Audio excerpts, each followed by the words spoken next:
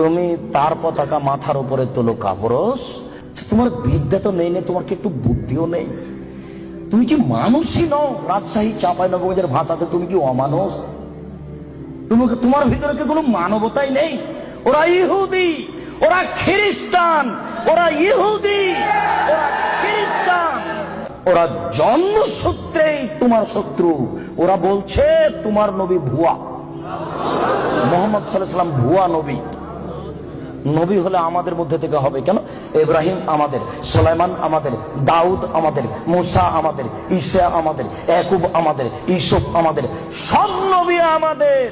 মুহাম্মদ নবী হলে ইহুদি খ্রিস্টানদের মধ্য থেকে হবে, আমাদের মধ্য থেকে হবে। আরে মুহাম্মদ নাকি পৌত্তলিকের মধ্য থেকে হয়েছে। ছি ছি ছি ছি ছি, এ কেন নবী হবে? ছি ছি ছি ছি ছি। তুমি তার পতাকা মাথার উপরে তোলো কাপুরুষ। তোমার বিদ্যাকে আমি কবর দিতে এসেছি, তুমি মনে রেখো তোমার আমি কিছু না কিছু উপকার করবই করবো ইনশাআল্লাহ।